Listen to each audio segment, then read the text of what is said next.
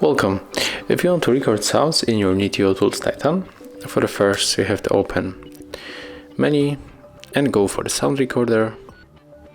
And when we are here and you want to start the record, you have to tap right here, accept the permissions, and as you can see, smartphone start recording sounds. And if you want to finish the record, you have to tap right here, and we can also check the quality of this record.